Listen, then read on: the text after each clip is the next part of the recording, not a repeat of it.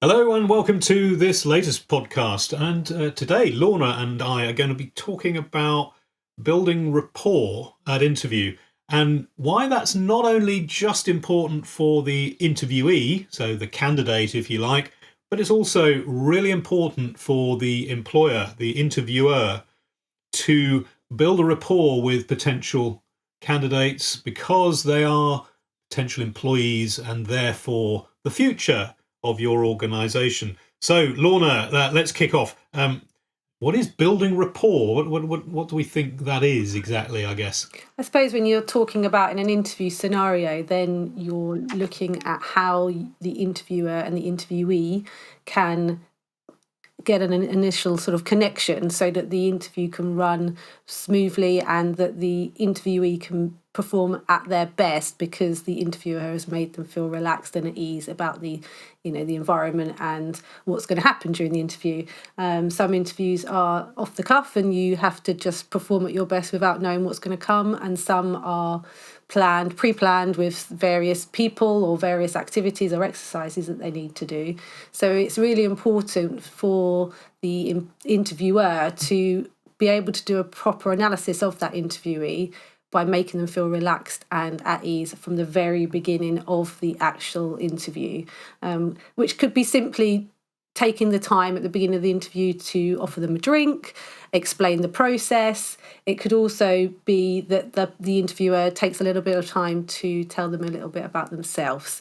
How did they join the Yeah, company? that's a great point. And do you remember there's someone that I used to work for that we've discussed before who was very good at interviewing people, and he used to start the first 5 minutes explaining about the company, but also his own relationship with the company and why he thought it was great to work there and so on.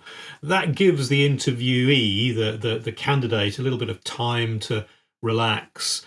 And of course, there's I often say to candidates and employer companies that this principle of the two-way street, that it's an interview should be a conversation. It shouldn't be an interrogation. It should be a conversation where both parties have the really have the potential to walk away. You could look at it from that point Well, of view. So absolutely, therefore, you yeah. don't want them to walk away, do you? No, You want them to absolutely. And be engaged. you're as a candidate, you're going into that interview because, one, you're interested in the job opportunity in the company, but you're also wanting to make a really good first impression. This is the first time you'll have met this person potentially. So you want to make a good first impression and you want to be able to sell yourself and sell yourself in the best light.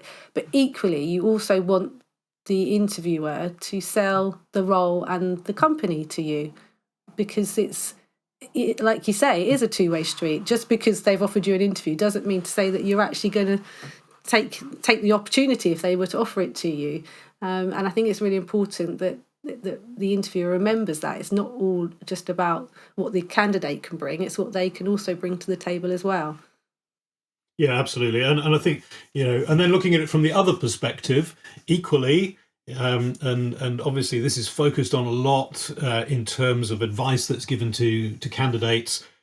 It's about them building a rapport with the interviewer, or maybe there's two interviewers. So it's about demonstrating enthusiasm. It's about being friendly. Not, yeah, it's always a balance, isn't it? You don't want to be kind of obsequiously friendly. You need to be professionally friendly and demonstrate to the interviewers that you're the type of person that they would like to have in their team, because that's essentially part of what this process is. Obviously, depending on the level of technicality of the role that you're applying for, there is going to be questions around your technical capability of doing the job. But the building rapport piece is really about the people that are engaged in this process being able to see whether they can work together, whether they can actually fit within the culture of the organization. And again, that two-way street is not just, oh, we'll interrogate this candidate and find out whether or not they're good enough for us. It's also that the candidate is looking at the potential employer and saying, are these people that I could actually see myself working with and enjoy working with? Because let's face it, we spend most of our waking hours actually at work. And so therefore you want to make sure that you're enjoying it, don't you? So let's think about let's just contrast this a bit, because there's a bit of philosophical stuff behind this.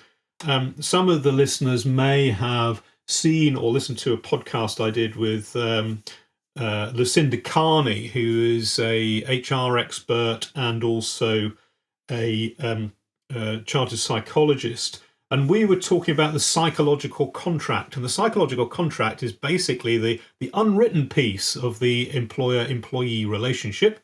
And she was talking about, this is so important that this is looked at properly in the modern context. So if we contrast that with how things used to be, perhaps in the 80s or the 90s, and that permeates right into interviews, because it's really, really important that this psychological contract is thought about, because, as we've already touched on, Lorna, as we were already saying, the candidate has the ability to say, actually, I'm looking at a number of different jobs, and thank you very much, and I'll walk away from that. Well, I think it comes. What's your? Well, I was going to say, I think a part of that psychological contract is about the interviewer being prepared for that interview.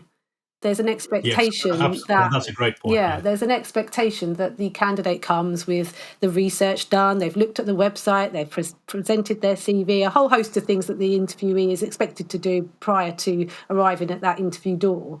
But there is an expectation that the interviewer should do the same, and they should arrive on time, and they should prepare, have had an opportunity to look at the candidate's CV in advance of the interview, because we've seen it before. We've worked with enough clients over the years and enough candidates over the years that provide us with feedback where the candidate will say, well, the interviewer hadn't even read my CV before they sat down to meet with me. And so automatically at that point, the interviewee, the candidate, is thinking, well, am I that important to them? If they've not actually taken the time to review my CV and, prepare for the interview, how important am I to this particular person in the company? So I think that. So let's move on. In terms of something you mentioned when we were speaking about this recently, you mentioned about tough interviews. So how does a I guess one of the questions that people might be interested in is, how do you make an interview tough and demanding without making it kind of adversarial, like there used to be interviews in the past? So if we're looking at it from a modern, inclusive way of interviewing, how do we make it, tough in the sense that it's asking the right questions without it kind of crossing that line into being adversarial or interrogative? Is that a word? Yes, it is. I think it is. Well, I suppose it's okay to have a tough interview, because the company is trying to establish if you are the right person for the role and the right fit for the company. And in some interviews, they might be quite technical roles, so they need to do a certain level of investigatory, steps within the interview to find out if you are somebody that's going to have the right skill set. So it's okay to ask the candidate to do a presentation or do some data analysis or whatever it might be for you to do a proper assessment. But I think in order for the interview process to run smoothly and to get the best out of the candidate, telling the candidate what to expect in advance is really key, because it helps them to put their mind at rest. It helps them to work out what they're going to be expected to do and when. They might be asked to do a presentation that they prepare for in advance of the interview. They might be asked to do a presentation during the interview with no prep. They prep it in the interview at that time. So, but if the candidate knows what the steps are of the interview, what the process is, then they're going to be better prepared and more relaxed, and therefore perform at their best. I think it's when you have interviews that ask ridiculous questions that really have no benefit to finding out anything about that individual, because, we've had it before where candidates have been asked to sell this, I don't know, pen to an alien or whatever it might be, or what animal would you be if you had to choose to be an animal, what would you be? How does that benefit? I think you wrote an article, didn't you, Nigel, about those types of questions and the sort of person, what sort of person. Crazy psychotic questions. Yes, yeah. It was actually, I wrote the article having read another article I think it might have been even something like Psychology Today, which demonstrated that interviewers who favour these kind of crazy questions are actually psychotic. So if you don't want to be, if you're anybody who's doing interviewing here who's listening to this, apologies. But if you use those kind of questions, I'll give you a few examples. So Lorna went, well, what type of animal would you be? Or explain a chair to an alien, I think was one of the other ones. If you use those type of questions, then apparently there's a high likelihood that you show psychotic tendencies in other areas. Now, you might use those questions because someone told you it was a good idea, so therefore you're not necessarily having psychotic problems. But apparently that is often a correlation between people who use those questions and their general attitude to life. So if you don't want to be seen as a psychotic company, then it's probably best not to actually use those type of questions. Ask questions which are related to the role, and sure, ask tough questions. Ask about things that you really need to understand about the person's background. They may need to explain those things to you in order to give you reassurance.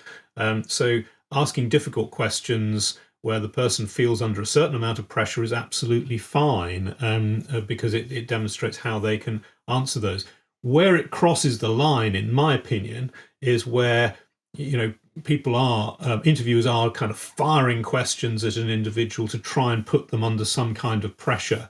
It doesn't actually, in my opinion, prove anything at all. This does not necessarily demonstrate how somebody behaves under pressure, because the interview is an extraordinarily unusual level of pressure. You can demonstrate similar, or you can achieve that type of result sometimes by looking at assessment centres where somebody has to actually, as Lorna mentioned, want to work with data or whatever, to look at how they can deal with these sort of things. But just firing interrogative questions at people, one after the other, which destroys any opportunity for rapport and destroys the ability to actually see the real person. Yeah, and I think we've seen it before where we've had examples where a candidate has said that they were asked a question about a very specific page within the company website, and why didn't they know the answer to the question related to that very specific thing, which that hasn't really achieved. All that's told you is that the candidate may have not read the company website in depth and remembered every word on it. How does that help you to make a assessment? As if somebody is expected to learn every single page of a website. Much better to ask them, about what they understood of the company, and what they thought the main mission and purpose of the company was. And questions that they might have come up with about their readings, rather than kind of directly coming up with a question that's just going to basically put them on the back foot, and it could sway the success of that interview because the person's feeling like, oh, I didn't know the answer to that. So there's ways of finding out information from a candidate that doesn't need to be adversarial or strange. Absolutely. So if we've got interviewers listening, Lorna, what would you say first few things that come to your mind in terms of making their interview better, more progressive, and building that rapport so the person goes away thinking really positive things about the company? What would you say the main couple of things that tips that you'd give them? I would say, as an interviewer, then don't be late. You're asking the candidate to be on time, so please be on time. Have done your preparation, so I've read the candidate CV and kind of know what questions you want to ask. Let the interview flow, but actually know what the key questions it is that you want to ask the candidate, so that you're taking away something from the interview. And then if you choose to bring that candidate back, the interviews can be progressive. Yeah, absolutely, and consistent. And what Lorna means by progressive there is that you're not asking the same questions at the second interview as you are at the first. So you get a really, we've talked about some of the things not to do. These are some of the really positive things that you can be doing to make sure that you're assessing people well. And I think from the candidate point of view, just to finish off here, I think from a candidate point of view, build rapport, be enthusiastic. Do your research. If you've done your research, then it is literally a two-way street. So almost everything that Lorna's just mentioned there is exactly the same for the candidates as well. And if both parties realise this, then there's actually going to be a really positive outcome for both. So that's the end of our 15 minutes. We try to keep these mini podcasts of 15 minutes. So Lorna, thanks again for your thoughts. Hope everyone who's listening has enjoyed that and might benefit from it, whether you are an interviewer or an interviewee. Thank you very much. Thank you.